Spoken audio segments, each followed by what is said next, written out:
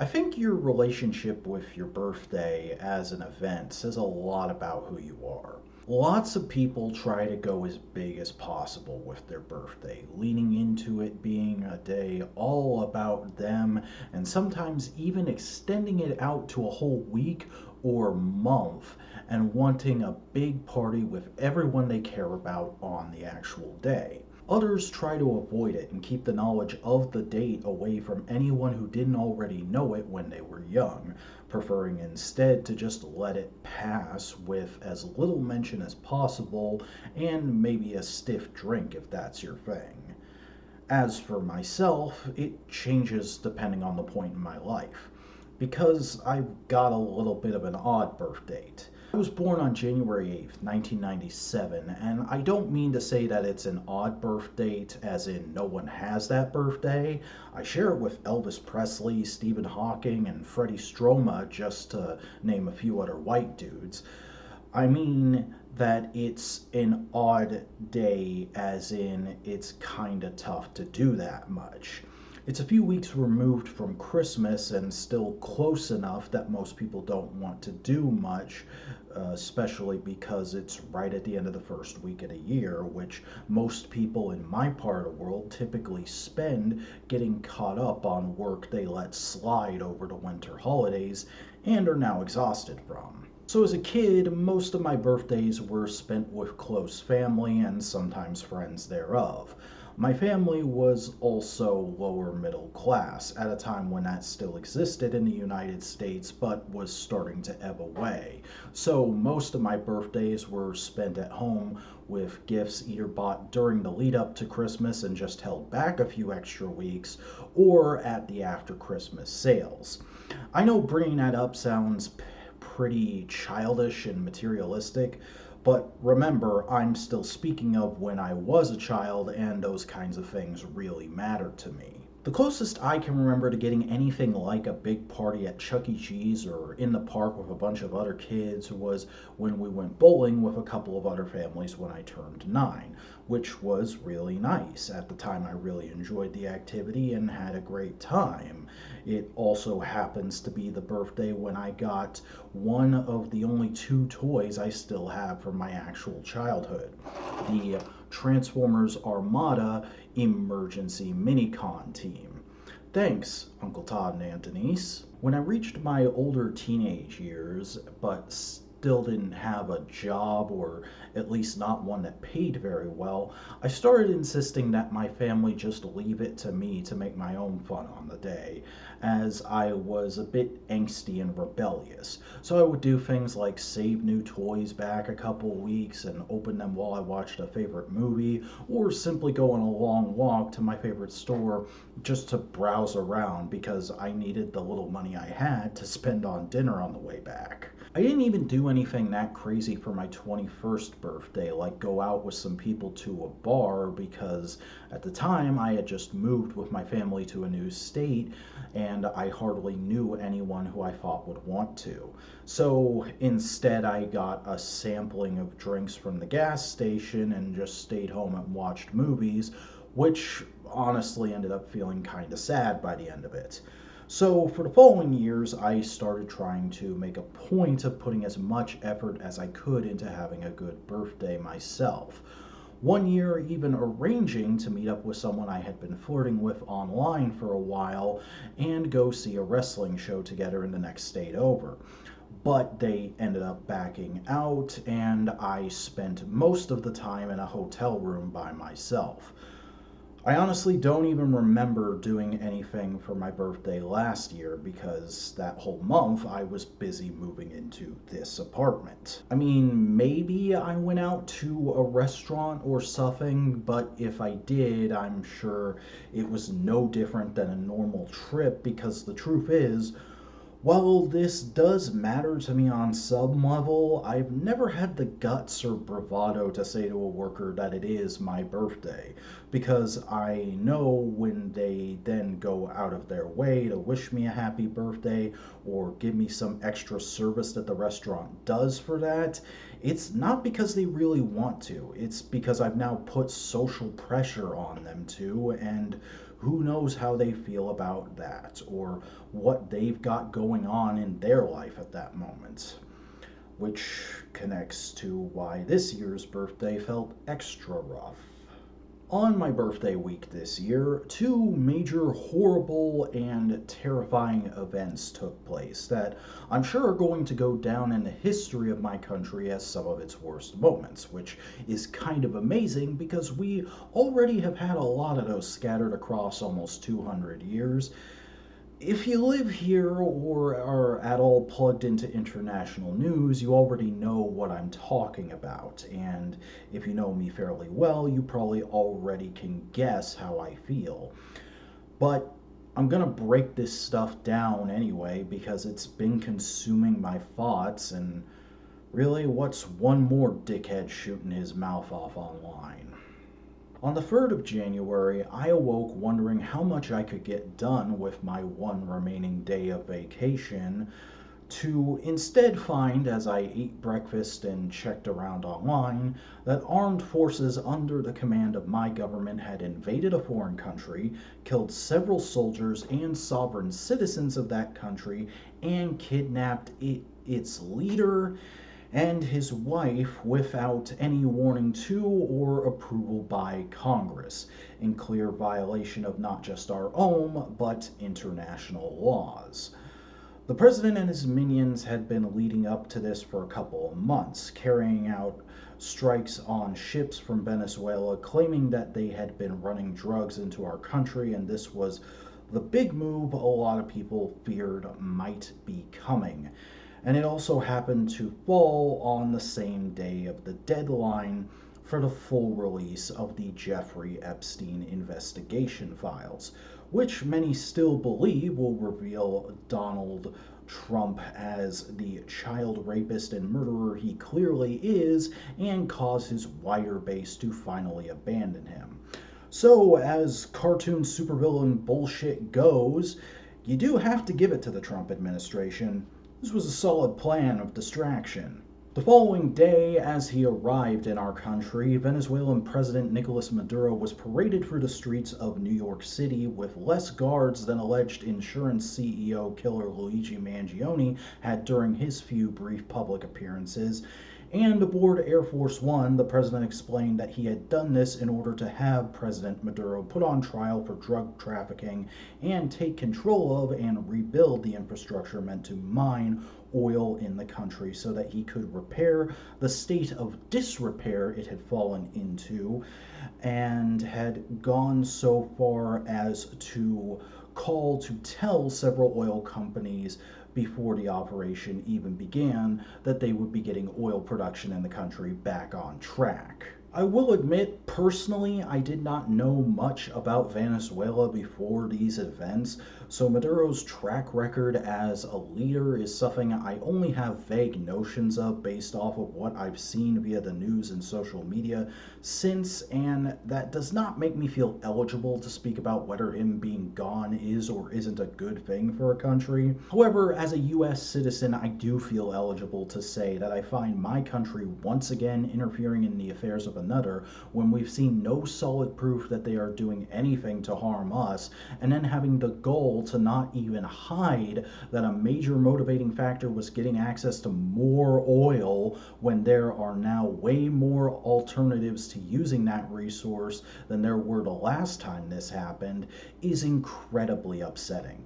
Especially when, since doing this, they've gone on to mention being interested in doing the same thing with other countries like Greenland, which has led many other countries to become openly hostile towards us and claim that if we are going to make another move, it would effectively dissolve NATO, setting us back to a pre-World War I state, except now nuclear weapons exist. There are plenty more ways I could describe how distasteful this is, but it would be unnecessary because I would think any other human being worth my time could see that this is open warmongering and greed by an administration that has been determined to play with fire and blame others when we get burned since before day one.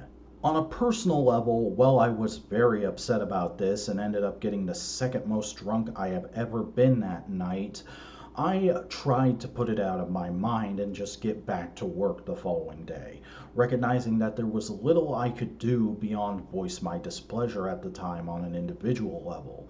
I even largely ignored the posts commemorating the anniversary of the riots on January 6, 2021, cynically thinking that there just wasn't much to be said about that horrible day that hadn't already. But then came the morning of January 7th, when, after a few hours of work, I opened my phone to see a video of a woman being shot 3 times by an ICE agent in Minneapolis, Minnesota. The video I saw wasn't the only one. Multiple angles from other observers were available almost instantly, and it became clear to anyone who looked that this woman was not someone they were there to arrest.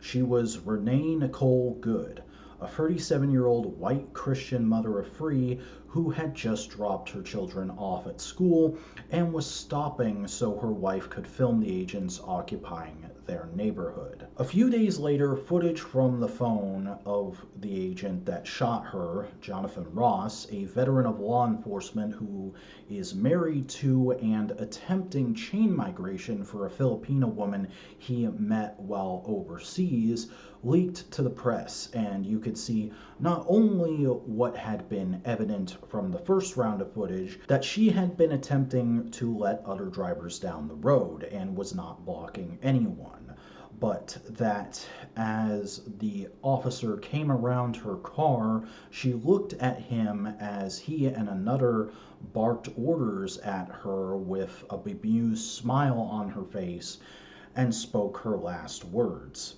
"That's fine, dude. I'm not mad at you."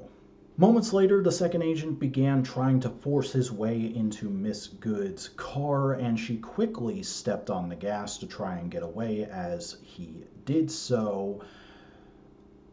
But while that was happening, Agent Ross, who had already drawn his weapon according to one angle of footage, a clear violation of common gun safety rules and law enforcement regulations, fired 3 shots into Good's windshield and declared her a fucking bitch as her vehicle crashed into a nearby tree. In the moments following, the ICE agents stood around and obstructed anyone, including one observer who stated that they were a physician, from approaching the wreck, as Good's wife, Becca, could be heard saying things like, "That's my wife. We have a 6-year-old at school, and we don't know anyone here. What am I supposed to do?" at a spot just a short walk away from where George Floyd was murdered a few years before. Ross, meanwhile, checked Good's car, saw what remained of her, and returned to his own vehicle to drive away. And a short while later, he and a small team of ICE agents went to his nearby home, removed several plastic totes worth of documents, and took his car, which is an activity so strenuous that it directly contradicts a later report by CBS stating that he was in the hospital with internal bleeding and heavy bruises from having collided with the vehicle, which leads many others and myself to determine that the report was blatant and lazy propaganda. In the days since, Minneapolis has become a media circus with several other incidents occurring. Multiple politicians demanding that all federal forces pull out and leave the state be, and several other areas in the country requesting that ICE not let this happen again, while protests have erupted all across the country, even here in my very red Greenville, South Carolina. People either being mad that this could happen or scared that they could be next. And in the meantime, what have our leaders done about this? U.S. Homeland Security Secretary and self-confessed puppy murderer Kristi Noem branded Good a domestic terrorist and claimed she had been stalking the agents and impeding their work all day, even though the facts are that Good was doing nothing to stop anyone, had only been there for a short time, and it was still early in the morning when all this happened. Vice President and probable couch fucker J.D. Vance claimed that Good had not been obeying orders from the agents and that was why she had been shot, and then said that ICE was there to begin door-to-door checks of the area, which have since happened. Apparently not hearing or caring how much language like that invokes Nazi Germany. President, failed businessman, suspected child rapist, and convicted felon Donald Trump claimed that Good had clearly been trying to run over Ross and that he had almost died, clearly having been given nothing more than a line about the events from one of his minions, because when he was then shown the video by a reporter who was interviewing him, he began to stutter and claimed that the whole thing was horrible and he didn't want to see it, because he's apparently less good at dealing with this stuff than I am. Yes, writing and now recording all of this has not been easy for me. I have had to stop, take a few breaths, and recalibrate a few times throughout the whole thing. And if you don't believe me, here's a clip of me trying to read a line earlier. Leaked to the press, and you could see not only had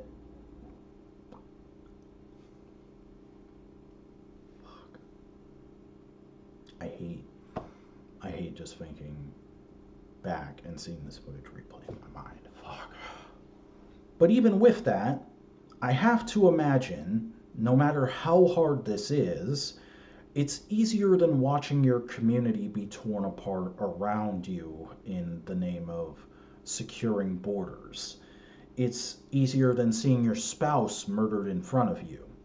It's easier than having to go on the news to demand justice for your daughter, and it's sure as hell easier than being pulled out of class at your new school because your mother was just extrajudiciously murdered by the government. For those reasons and more I shouldn't have to go into here, I have not been able to keep my mind off the news since. I couldn't stop checking the news. I couldn't stop looking at things like Blue Sky, Facebook, Reddit, and other apps for updates, to the point that it really hurt my ability to work during the week and has made it both difficult and cathartic to be making this video. My mom and nephew came over with cake and some presents after work on my birthday, and while it was nice and I appreciate them making the efforts, I felt like I was having an out-of-body experience the whole time. Shortly after they left, I went out to get a haircut, have dinner, and grab a few things I needed from the store, and even ended up finding a couple figures from the new wave of Transformers. But while that was all good and nice and fun, I couldn't help but feel like I was doing something wrong the whole time. Because this is wrong.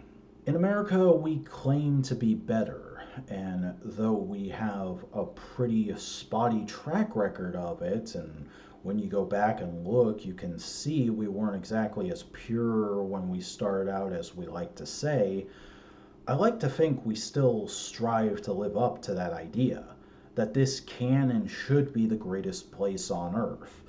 But it hasn't. Not for a long time. Hell, maybe not even ever, depending on how you look at it. I'd like to say that I still want to fight for things to be better, that we can still get there, but I'm not on this site to be fake in order to get ahead anymore. There's a very strong part of me that, at least once a day for a while now, has wondered if there even still is an America, if it can still come back from what it's become. That part also desperately wishes that it had the money to just pick up and go to some other country that's less of an eyesore on the world stage, that has more of the policies I'd like to see in practice, so I can make a life there and just renounce my citizenship. As Thomas Paine once said, the country doesn't matter. The whole world is my country. Doing good is my religion, and my own mind is my church. But I can't just leave. I'm too poor. and there are too many people I still care about here. I would rather go down with them in misery than hear about it from afar in sad resignation. I don't say these things to be defeatist, only to make clear that while my heart yearns for hope, I often feel tethered by realism. I would very much like to see things change for the better. I would like for Donald Trump to finally mercifully die like the old waste of flesh he is, and his grave be opened as the first presidential public bathroom. I would like J.D. Vance to be laughed out of office so hard he winds up working at a Dunkin' Donuts somewhere. I would like Jonathan Ross to be thrown in a deep, dark hole to rot for the rest of his days. But most of all, I would like our country to stop excising our will over others, like we have some kind of divine right to the world, and instead look inward and start working on our own problems, creating better places for people to live, work, and relax, fostering better understanding between each other, and lifting up disparate minority groups, working to limit corporate power to exploit human and earthly resources. But most of all, I'd just like to have one more pretty good birthday before I die. And that's the script, the essay that I wrote a week ago. And I thought it was pretty good. I thought it was actually one of the better things I'd ever written. You know, kind of get you to understand where I'm coming from, how my mind kind of works by speaking about personal experiences that are universally understandable early on before diving into the actual facts of the events, and then kind of like make a statement about where we are at the country and give a nice little comedic button at the end there. And I still think it's all right. But things have only gotten worse since I wrote that, to the point where I had to make some minor additions and corrections before recording this video. And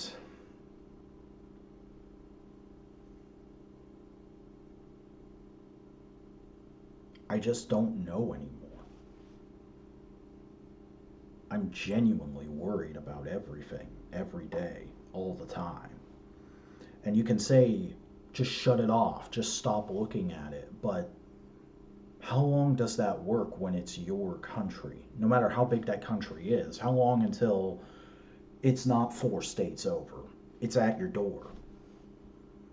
Because yes, I'm in a red state, and yes, he's clearly starting with the people who didn't vote for him, but how long until he decides to just put the heel down on everybody? And how long until this Greenville situation devolves into a point where we're threatening to shoot nukes at each other?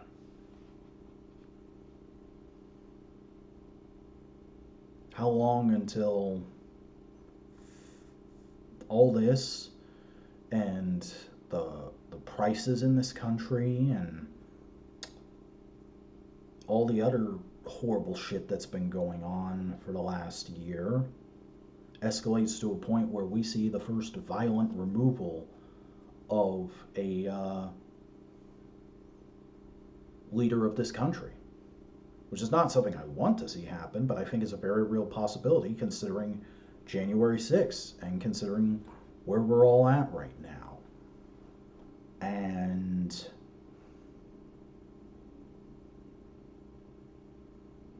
I want things to be better. I didn't want this to be my second video of the year, but it felt necessary.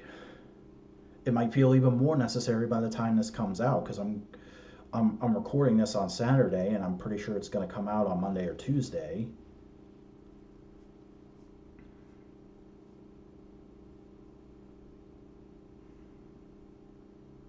But I don't know, man. If you're watching this and you're not just foaming at the mouth of all the inflammatory things I've said towards the most inflammatory motherfuckers on the planet,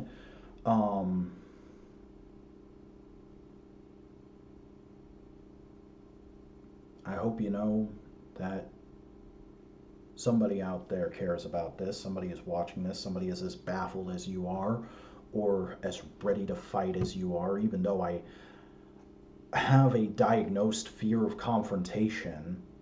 Should it get to that point, I would feel a moral responsibility to be involved. But